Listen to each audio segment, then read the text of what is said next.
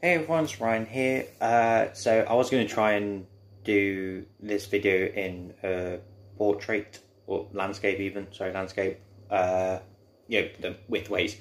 But because of the way my phone is, it won't sit that way properly. And if I do the angles too low, and every time I try to find a way to actually make it a bit higher, it doesn't sit well because of the way the camera is. So I'm just going to do it this way. So unfortunately, that's how the video format when it's just me is going to be. If my laptop camera would work properly, which I've tried to troubleshoot it multiple times, and for some reason it just does not want to work at all for some reason. Like every time I try to record something, I go back on it, it says it only lasted 2 seconds, because basically it will start to record it and then decide it doesn't want to record it, hence why I do it through the phone instead. Apologies if there is any audio issues. I believe the audio comes out the bottom of the phone, and again, because I have to stand it up this way, the bottom of the phone is pretty much the base of it. So this video, I've already got a minute into it. This is my predictions for WWE Money in the Bank 2020, which takes place tomorrow night.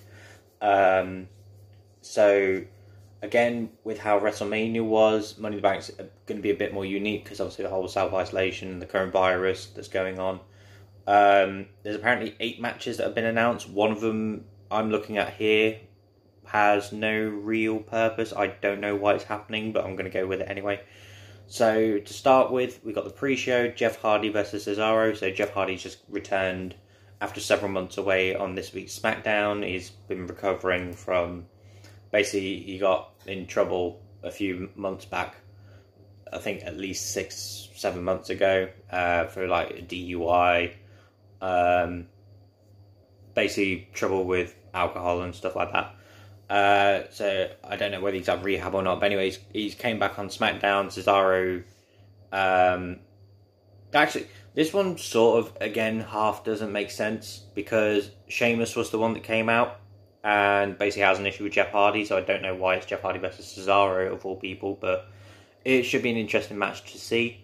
I'm going to go with Jeff Hardy to win because it's his return match since coming back. Cesaro, I believe the whole maybe Sami Zayn, Shinsuke Nakamura, Cesaro thing might be over for now, I don't know. But yeah, Cesaro's going against Jeff Hardy for some reason, but I'm going to go with Jeff Hardy to win. It'll be a nice return for Jeff, and it wouldn't phase Cesaro too much because it's like essentially it's a meaningless match. Like, he doesn't really have any purpose to be there. Another match which definitely doesn't make sense and has had no build up to it. I don't know if there's actually anything that relates to this being a match, but apparently it's a match. It's R-Truth versus MVP.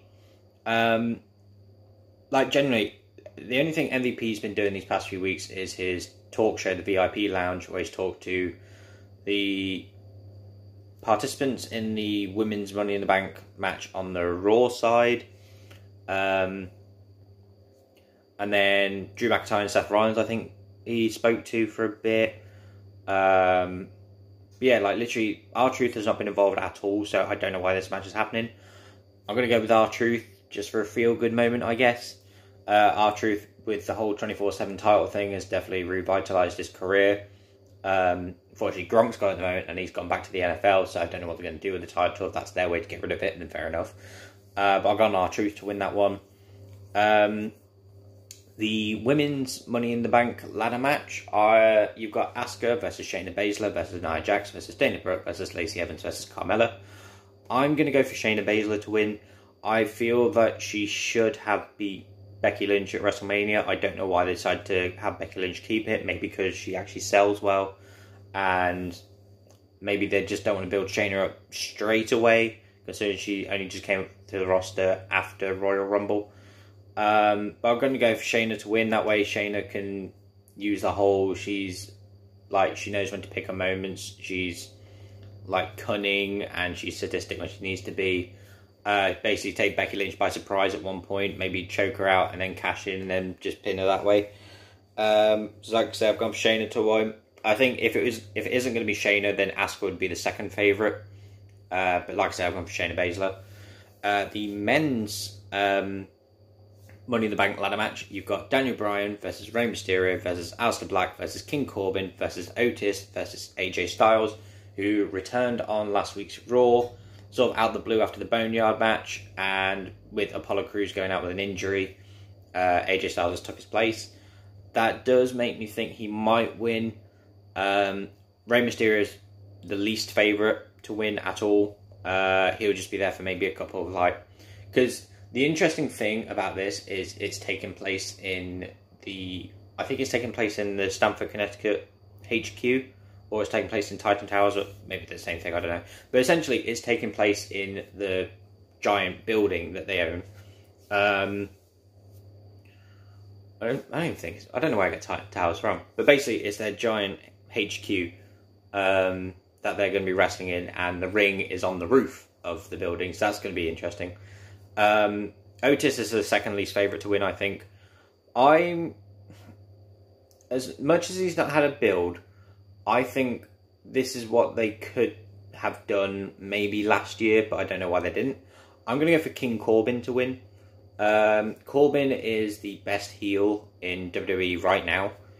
I know people say he's boring and nothing's about him fun, blah, blah, blah, but that's the point of a heel. You're not supposed to like him.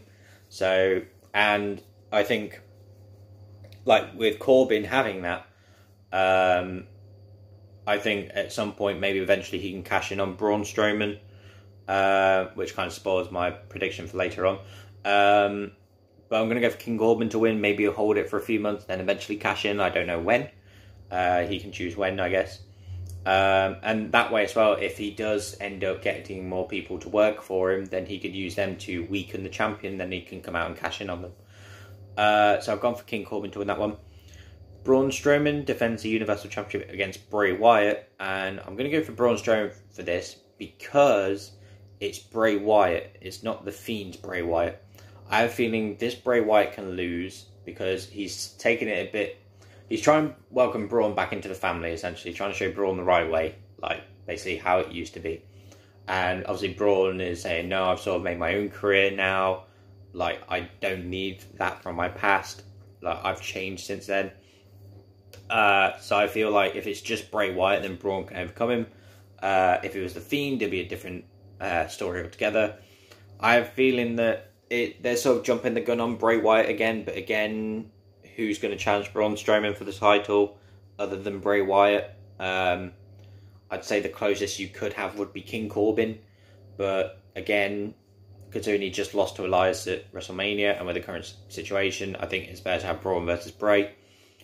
Bayley defends the SmackDown Women's Championship against Tamina.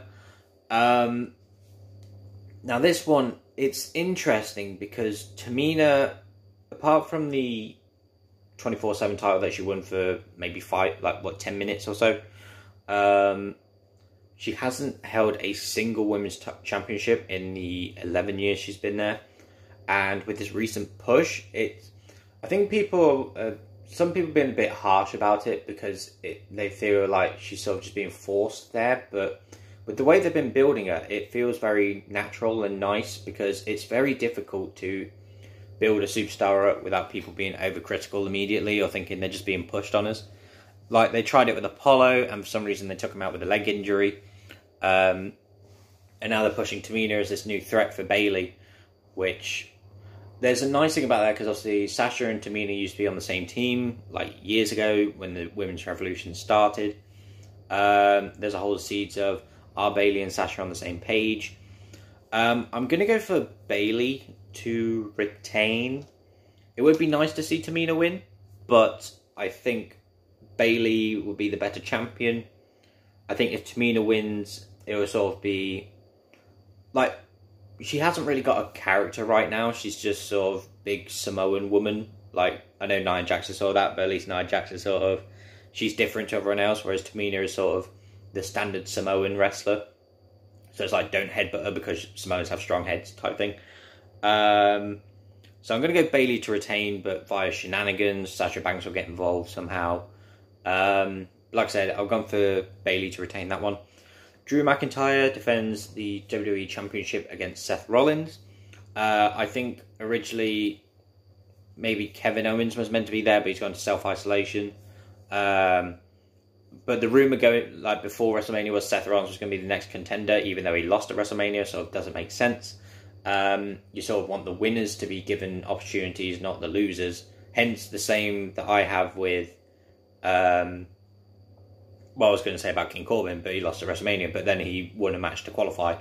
I'm going to go for Drew McIntyre to retain. He's a really strong champion right now. I know it's only been a month, but everything he's done so far has been entertaining. Like his Claymore kicks on Buddy Murphy have been lethal.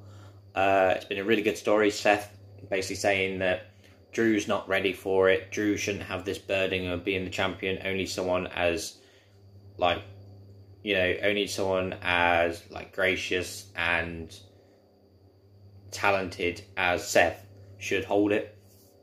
So Seth is really still going down that Messiah route. But I'm going to go Drew McIntyre to retain. I think this will be a really good match. I think it'll be one of those matches which, again, it's so unfortunate that they can't have any crowd reaction, because that would definitely probably be the match of the night if it's not for the Money in the Bank matches. So I've gone Drew McIntyre to retain. And then finally, the New Day, Big E and Kofi defend the SmackDown Tag Team Championships versus The Miz and John Morrison, the Forgotten Sons, and Lucha House Party. I'm going to go for New Day to retain. I think they're saving up for New Day and Usos at some point. Miz and John Morrison have recently lost them. It seems a bit weird for them to get them back. Forgotten Sons have come up too early to go on to win championships right now, maybe in a couple of months' time. And then Lucha House Party, pretty much, ironically, apart from the Forgotten Sons, probably the most forgotten tag team of the lot. They've sort of just been thrown in there just because. They'll have some amazing moments, maybe with Kofi and John Morrison, which I look forward to seeing. But they're probably the least favourite to win. So I'm going to go for the New Day to retain. So my predictions for Money in the Bank, I've gone Jeff Hardy, R-Truth, Shayna Baszler, King Corbin, Braun Strowman, Bayley, Drew McIntyre, and the New Day. So having said that, no titles changing hands. Like I said, the interesting thing is that it's not going to be in a regular ring. It's going to be in WWE HQ. And if it's anything like the Boneyard match and the Firefly Funhouse match at WrestleMania, I very much look forward to it. I do hope there's some, like, very comedic shenanigans. Like, for example, someone goes to, like, maybe King Corbin goes to use the elevator because he's clever or something, like, oh, what's your fine? I'm just going to take these up instead of, like, going up the stairs. And then, like, the emergency stop's been pushed on the elevator, so now he's stuck on a different level, has to, like, crawl his way out. Rey Mysterio will probably jump off something because he's Rey Mysterio. But yeah, like I said, it should be a very fun pay-per-view. I look forward to watching it. I'm going to, maybe tomorrow afternoon, do a stream on Mixer, which my Mixer is the same name as my YouTube channel, rbillington94. I'm going to do a stream of these Money in the Bank predictions, but through WWE 2K20. So do tune into that if you want to. I will be uploading it onto here after I've done that as well. Hopefully before the pay-per-view airs. But yeah, like I said, that's pretty much my predictions for Money in the Bank. I do hope it's a good show. Thank you very much for watching this video. Let me know what your predictions are. I shall hopefully see you in the next one.